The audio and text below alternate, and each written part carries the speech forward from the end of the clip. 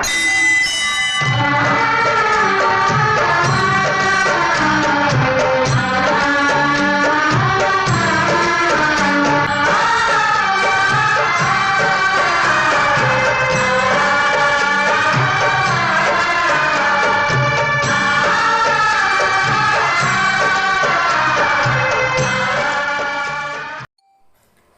कृष्णा। तो आज हम लोग एक बहुत ही सुंदर, रोचक, इंटरेस्टिंग विषय पे चर्चा करेंगे। वो है कि क्या सचमुच वाकई श्री कृष्ण भक्तों की इच्छा को पूरी करते हैं, या जो भी व्यक्ति श्री कृष्ण से कुछ मांगता है, ये क्या रियली में सच में क्या कृष्ण उसकी इच्छा को पूरी करते हैं, इस संबंध में हम लोग चर्चा करेंगे। तो ये विषय वस्तु यही है कि भक्त, जो शुद्ध भक्त होता है, वो भगवान कृष्ण से कुछ नहीं चाहता। अन्नाभिलाषिता शून्यम ज्ञान कर्माननाभितम आनुकूल्यने कृष्णानुशीलनम भक्तिरुत्तम। शुद्ध भक्ति मतलब भक्तिरुत्तम, भक्ति में जो उत्तम, उसे बोलते हैं शुद्ध भक्ति या शुद्ध भक्ति। तो वो व्यक्ति की पहचान क्या है कि अन्नाभिलाषिता, वो किसी भी प्रकार का अभिलाषा अपने मन में किसी भी तरह का डिजायर नहीं करता। अन्नाभिलाषिता शून्य, पूरी तरह से शून्य, कोई एक पर्सन भी उनका इच्छा नहीं रहता कुछ भगवान से पाने के लिए।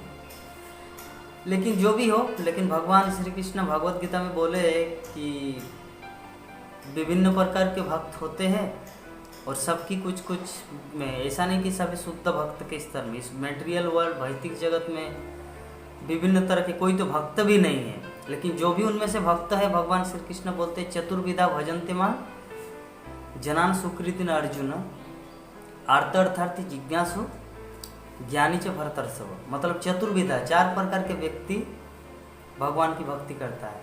चतुर्विधा भजन्ते मां, आर्त मीन्स जो दुख में भगवान को पुकारते हैं, जैसे गजेंद्र।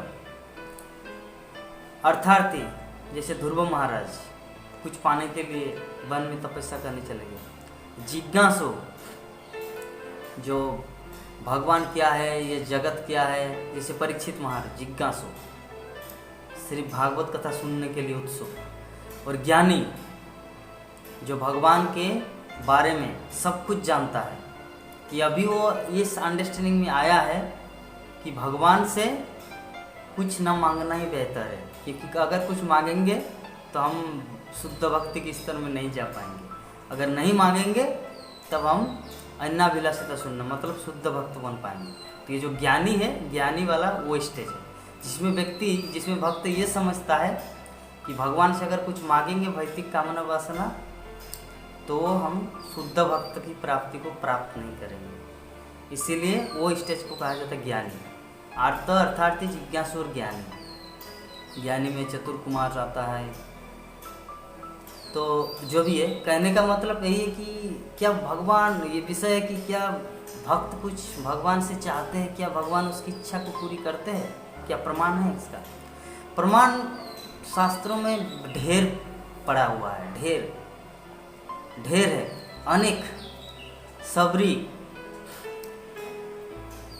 मातम ऋषि, यस हाँ, तो सबरी जब उनके गुरुदेव की सेवा करते थे, तो उनके गुरुदेव ने उनकी प्योरिटी, एक्चुअली सबरी के बारे में हम थोड़ा बताना चाहेंगे कि सबरी की शादी होने वाली थी किसी के साथ। तो ऐसे में वर्णन है कि जब सबरी का शादी होने वाला था, तो बहुत सारा बकरी क्या बोलते हैं, लाइन लगा हुआ है रात में। तो वो आके देखा कि ये सब क्या है, यहाँ पर क्यों बंधा हुआ है। तो किसी ने उसको इन्फॉर्मेशन दिया कि कल आपकी शादी है, तो इसके लिए ये किया जाएगा, इस सब को काट दिया जाएगा, भोज किया जाएगा। तो उनके मन में दया आई कि मेरी शादी के लिए इतने सारे जीवात्मा का प्रोग्रेस रुक जाएगा, क्योंकि प्रोग्रेस होता है ना, एक जीवात्मा भी प्रोग्रेस करता है मनुष्य स्तर में आने के लिए। जलचर से, जब जलचर प्राणी होता है, उसका नेक्स्ट जन्म होता है पेड़ पौधे के रूप में।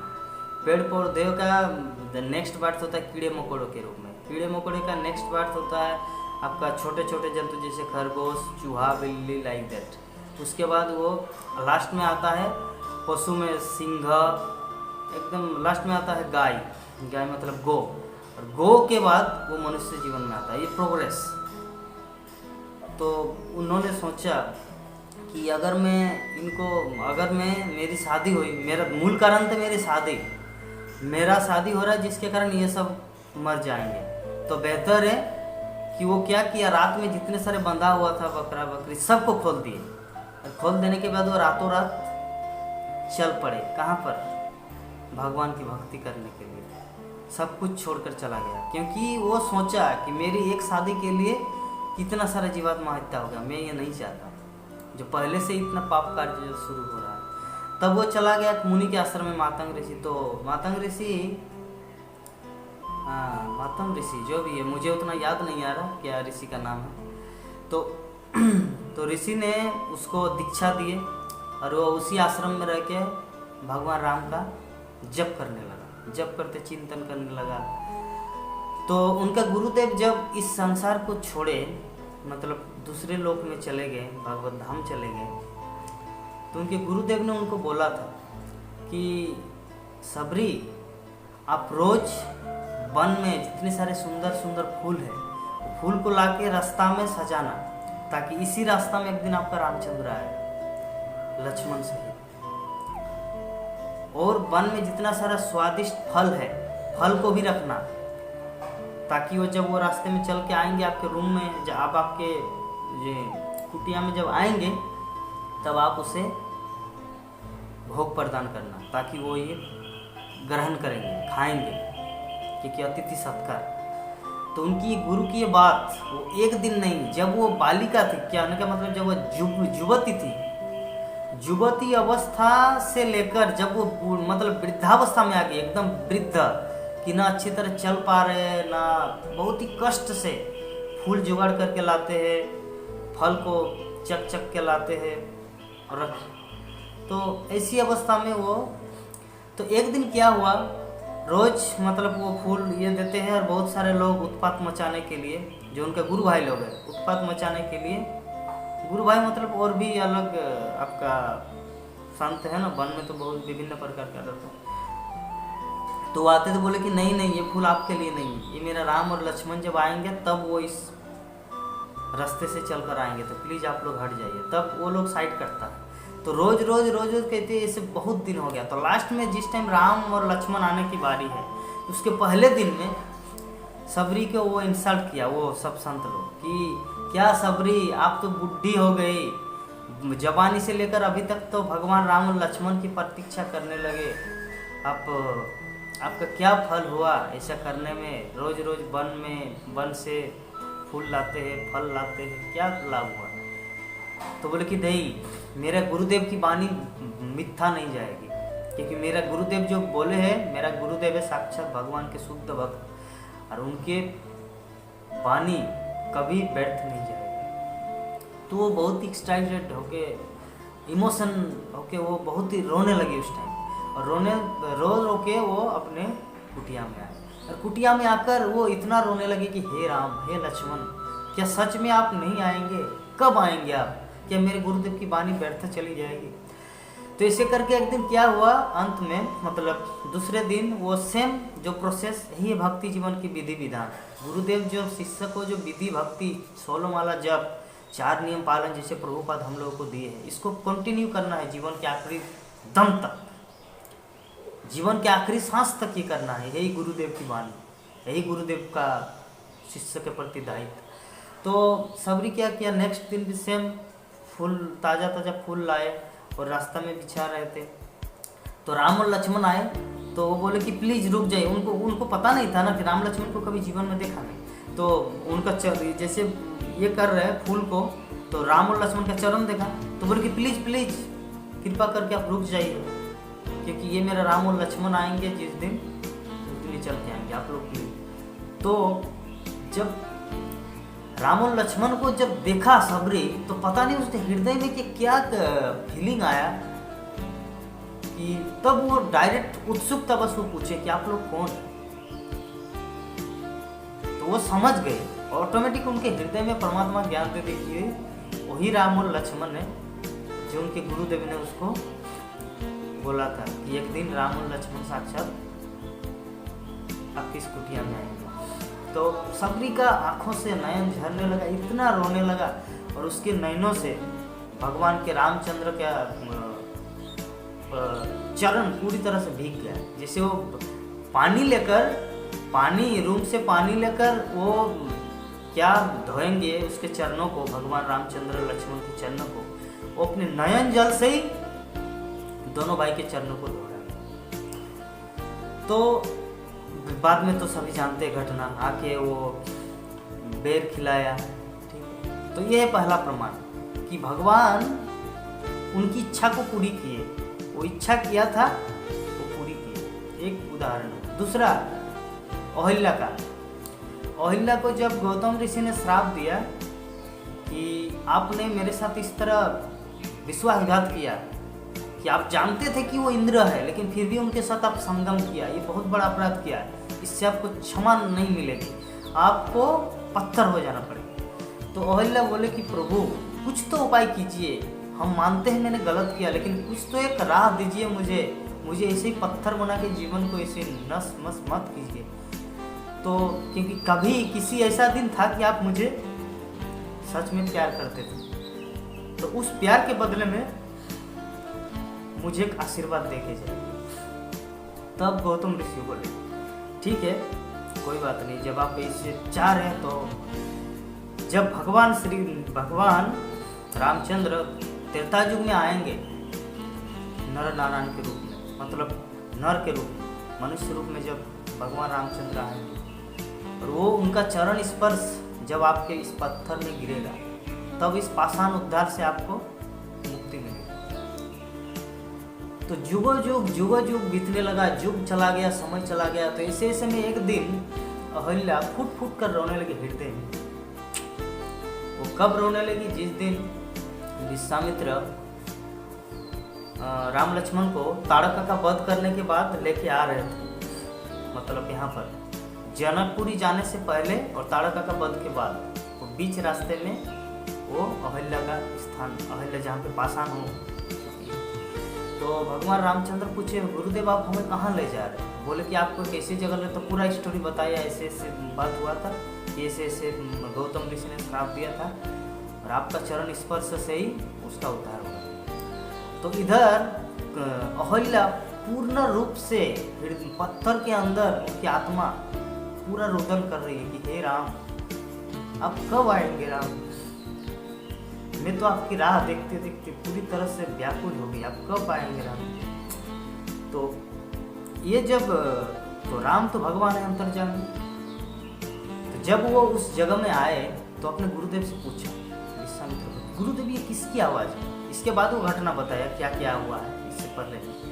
तो ये किसकी आवाज़ है? बोले कि एक अबला नारी जिन्होंने तुच्छ एक छोटी सी गलती के कारण गौतम मुनि उनके पतिदेव ने उसको श्राप दिया, और त्रेतायुग में जब युग युगांतर बीत जाएंगे, जब त्रेतायुग में आपका अवतार होगा तब आप इसे उद्धार करेंगे।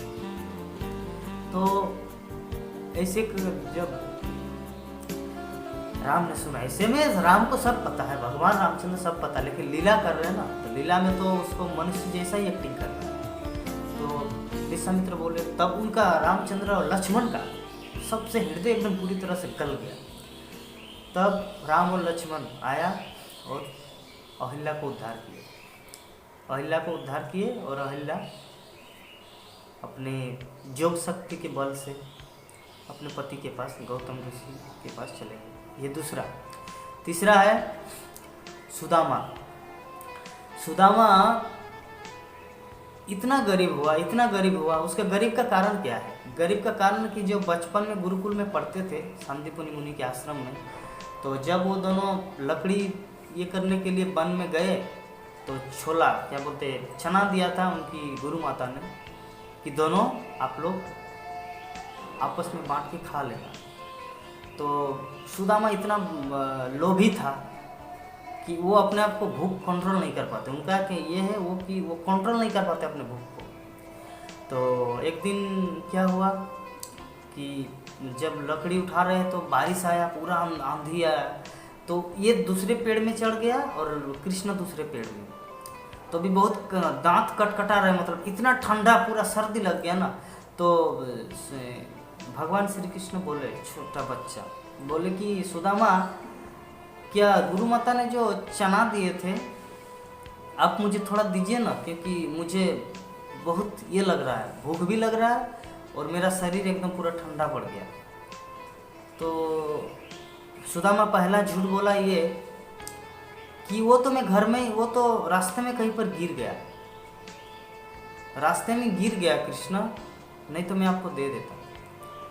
तो पहले कृष्ण को पता चला, कृष्ण तो अंतर्जामी है, भगवान है सब कुछ, तो वो चना खा रहे थे, तो उसको थोड़ा पता चला कि सुदामा क्या कटकट की आवाज़ आ रही है, आप चना खा रहे क्या? तो बोले नहीं नहीं कृष्ण, वो तो पहले ही गिर गया, ऐसे वो झूठ बोला। तो जो भी है, भगवान है, सर्वशक्तिमान है, उनको अगर कुछ नहीं भी देंगे फिर भी अपराध नहीं लगता।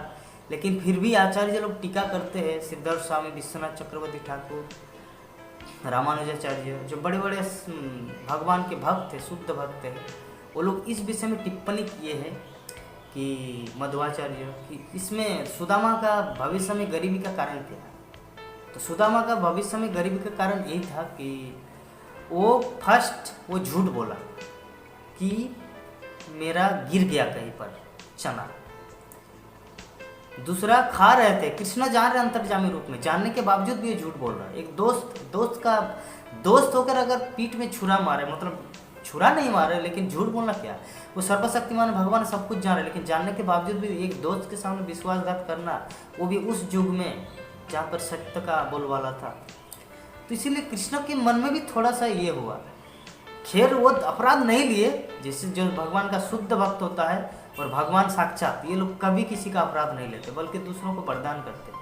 लेकिन फिर भी शास्त्र में कहा गया है कि अपनी करनी का फल होता है अपने जीवन का, अपने कर्म फल के कारण ही व्यक्ति स्थिति को प्राप्त होता है, चाहे गरीबी हो या अमीर हो, कोई दूसरा उसे नहीं ये करता। तो कृष्ण के मन में थोड़ा सा ये हुआ कि यार, मतलब सच्चे दोस्त की पहचान ऐसे होती है। खैर कुछ बोला नहीं, अभी तो गुरुकुल में एक साधारण बच्चे के रूप में है ना, भगवान तो प्रदर्शित नहीं किया अपने आप को। तो जब सुदामा आपका द्वारका चले गए, वसुंधरा उनकी पत्नी, उनकी इतना गरीब हो चुका है सुदामा, इतना गरीब हो चुका है, तो उनकी पत्नी, उनके जो 5 बच्चे हैं, वो 5 बच्चे भी भूख से एकदम तड़प रहे हैं। तो सुदामा का बोला, उनकी पत्नी बोले कि पतिदेव, पतिवर, विप्रवर, आप कृपा करके आपका जो मित्र है भगवान कृष्ण, द्वारकाधीश, वो राजा है, आप उनके पास जाइए ना, वो आपको कुछ भी प्रदान कर सकते हैं हमारी जीविका निर्वाह के लिए। तो सुदामा पहले ना ना ना ना बोला था, बोले कि ये क्या है, वो मेरा मित्र है, मैं मित्रों के साथ किसे विश्वासघात करूँ? ठीक है, उनका हृदय बहुत सच्चा था, लेकिन क्या करे बेचारा, पहले बच्चे के टाइम वो इतना भूख लगा था उनको, वो अपने क्षुधा को रोक नहीं पाया, जिसके कारण वो खा लिया। लेकिन हृदय, भक्त का हृदय तो शुद्ध ही रहता ना, ऐसा नहीं कि वो पहले अशुद्ध भक्त था अभी शुद्ध भक्त बन गया, ऐसा नहीं। भक्त तो हमेशा भक्त ही रहता है। लेकिन क्या करें, कुछ कुछ ऐसा लीला भी होता है जगत के सामने प्रेजेंट करने के लिए, भगवान अपनी जोगमाया शक्ति से लीला भी करते हैं अपने भक्तों के माध्यम से, ये भी हो सकता है। लेकिन टीकाकारों के अनुसार ये कहना है, आचार्यों का कहना है कि उन्होंने वो गलत किया था, जिसके उनको गरीबी ने सताया, जो भी है।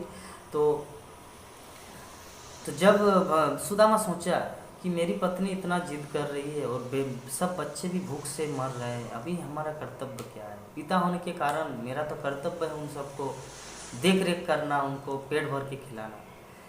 तो वो सोचा कि चलिए, मैं कृष्ण से कुछ मांग तो नहीं पाऊंगा, डायरेक्ट साक्षात कृष्ण से मिलने के बावजूद भी मैं मांग नहीं पाऊंगा, लेकिन फिर भी एटलीस्ट वो मेरा परम मित्र है, जो बचपन में मुलाकात, बचपन का दोस्त, अगर थोड़ा सा भी झलक उनकी मिल गई, अगर थोड़ा उनका दर्शन तो होगा कम से कम, एटलीस्ट उनका दर्शन होगा।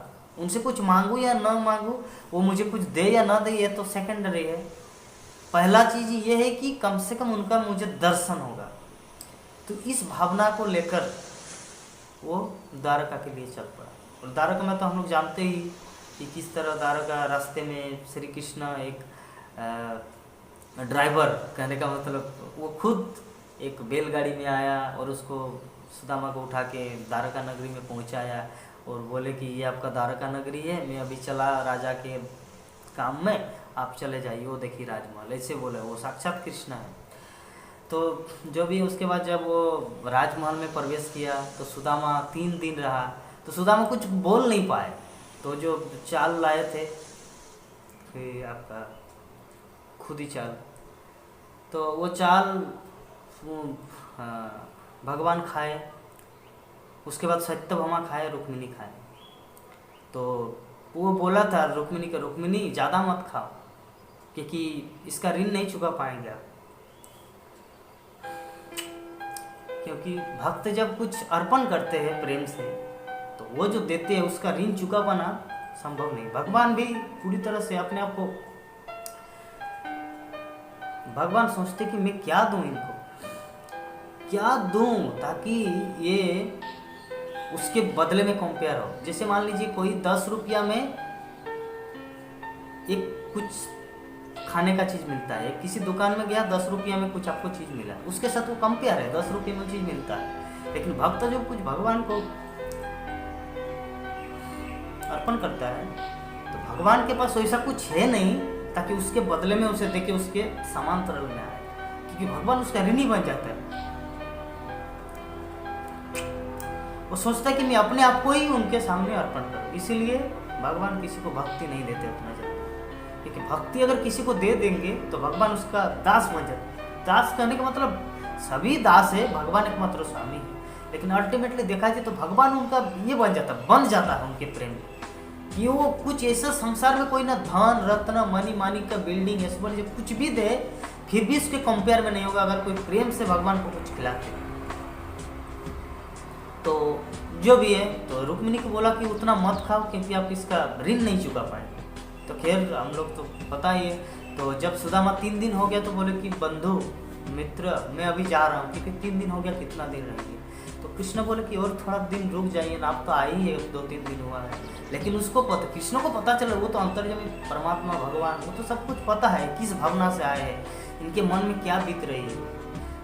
वो सोची, जब वो रास्ते से लौट के आ रहा था, जब वो द्वारका से वृंदावन आ रहा तो रास्ते में सोच रहा था, अरे कृष्ण ऐसा हो चुका, मैं आया था आपके सामने लेकिन मैं बोल भी नहीं पाया, मैं अपनी वसुंधरा को क्या मुंह दिखाऊं। वो जब पूछेंगे आप कृष्ण आपको क्या दिया कृष्ण ने, कि आप जो गए थे द्वारका हमारे बच्चों के लालन पालन खाने के लिए, कुछ तो दिया, कुछ भी नहीं दिया, मैं क्या कैसे मुंह दिखाऊं। सुदामा बहुत रोने लगा, रोते रोते वो जब आया वृंदावन, वो तो हम सबको पता है कैसे भगवान ने उसको राजमहल बना दिया उनके घर को।